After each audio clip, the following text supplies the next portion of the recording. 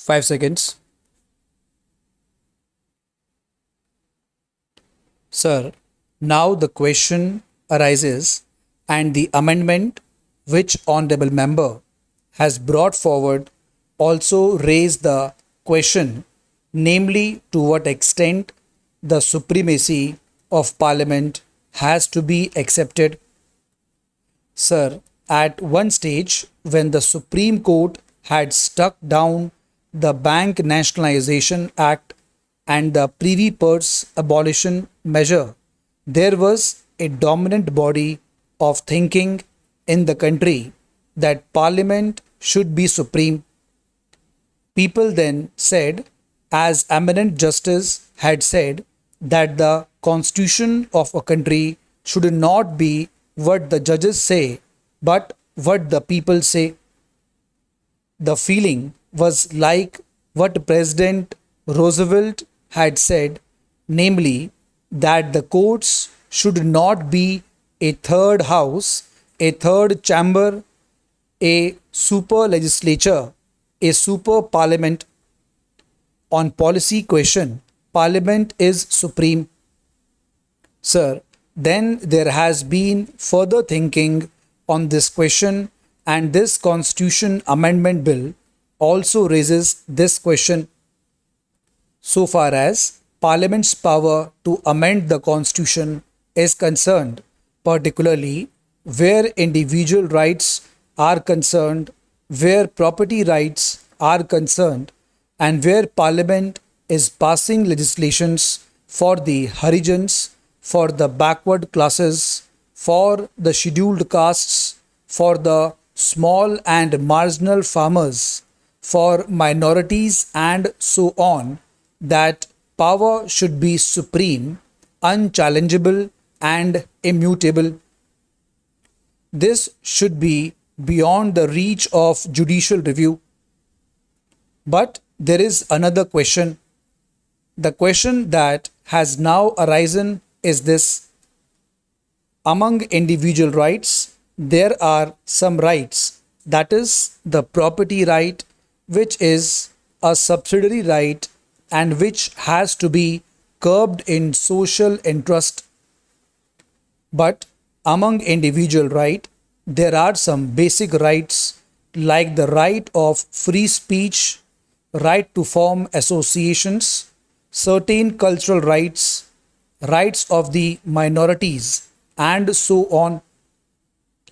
The question therefore arises that when we say Parliament is supreme and Parliament's legislations should not be checked or should not be judicially reviewed or should not be set aside or should not be declared ultra vires the constitution by the courts, then we say that so far as Parliament's socio-economic legislations are concerned, like abolishing landlordism, curbing monopolies, curbing restrictive practices, curbing discriminatory practices, curbing exploitation of the weaker and backward sections, and so on, the courts should not come into the picture and they should not be able to interfere. But, sir, so far as the personal rights of the citizen are concerned, that is to say, right of not being detained, etc., require a fundamental thinking in the light of the experience. The latest Constitution Amendment Bill, which has been passed, bases itself on the assumption that there is a basic structure of the Constitution which cannot be touched, the basic structure which enshrines the faith of a secular state, a republican state, a democratic state, a state committed to social change and advancement towards social objectives and social goals. Therefore, this basic structure is there. Then the question arises that though Parliament is supreme, yet so far as this basic structure is concerned, whether judicial review is permissible on this question. If Parliament, by a majority vote, change this basic structure, whether the courts can look into this question. Sir, this is one of the major questions that arise here. This arose when the last Constitution Amendment Bill was passed, and this also arises now in this bill of my friend. The question is, can the courts look into this question? So far, the government have proceeded on the assumption that there is a certain basic structure like the concept of republicanism, concept of secularism, concept of democracy, and so on, which should be immutable. Sir, so far as these things are concerned, I think it is an accepted position. Everybody accepts these are immutable. The question arises, what are the modalities by which we ensure that these are immutable, that democracy is immutable? How do we ensure that those are immutable, that secularism is immutable, that democracy is immutable? How do we ensure that these are immutable without defining what secularism is, what democracy is?